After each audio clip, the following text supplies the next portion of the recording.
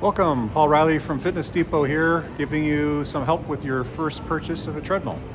So a couple things to consider is space, who it's for, maybe their needs as far as impact goes, and then we'll talk about motors and then what to consider that may not be so clear. So first things first, you want to make sure that your ceiling height is enough to put your treadmill in and be able to cover you for your height. So typically a treadmill will be somewhere between 7.5 inches and 10 inches off the floor. And then there's incline, which will add a couple inches to that, and your body movement up and down. So typically you want to be somewhere between 10 inches up to 15 inches for the higher commercial models. And that will give you enough height without having to worry about bumping your head on the ceiling. So length and width of the machine, typically most of the widths are under 3 feet and the length is at least 7. So that is important to know. Don't put it right behind right up to a wall or at a staircase in case you do trip. And they'll have safety features for safety reasons, obviously. The next thing to consider is where it's going. If it needs a space that will be folding. So a normal treadmill will be welded frames, and a non-folding treadmill, you'll have to consider how much room you actually need to save. So some are quite vertical. Most typical ones are more on about a 45-degree angle. So you might only save about 1.5 to 2 feet behind the treadmill when it's folded up. Most of them, if you're thinking of children for safety, they all have a safety key and you remove that and the machine is disabled. So you don't have to consider that. Mostly folding is not for just that safety purpose. It's more just to get it out of the way, storage for the user space. Now, typical runner versus a walker. So who it's for. Now, we normally want to consider impact and if the motor is going to be able to do what you want it to do. So if you are a runner and you're going to run more than an hour and a half a day continuously, or multiple people, you may want to consider a commercial motor that will give you more life on the motor. It'll be quieter, smoother, designed to cool itself more, and that might be a consideration if you plan on doing more than an hour and a half continuously.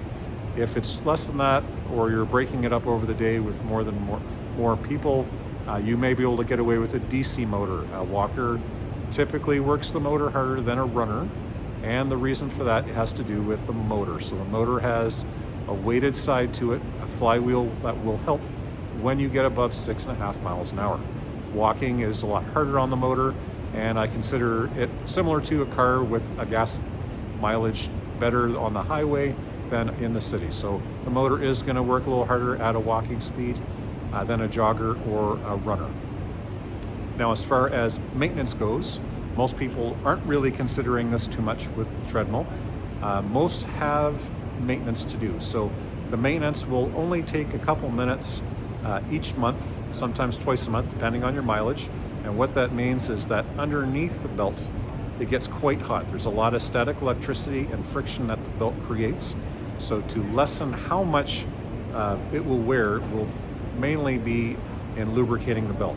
Now, there are some higher end machines that use like Precor and Bodycraft and commercial models that spend a bit more money on the belts. So that means as the belt is getting warm, it releases the silicone and cools the belt. It allows the motor to run more efficiently, easier, doesn't heat up as much, doesn't have the electronics get as hot, and it doesn't build up as much static electricity on the lower electronics, which in turn gives you a longer life on the parts. And those, in case you're wondering, the warranty on those machines typically is longer on the wear items as a result of putting a bit more money into those invested parts. Now, as far as keeping you motivated, there are a lot of new models with subscription-based programs and some that aren't. So you may want to consider whether or not the subscription is important to you.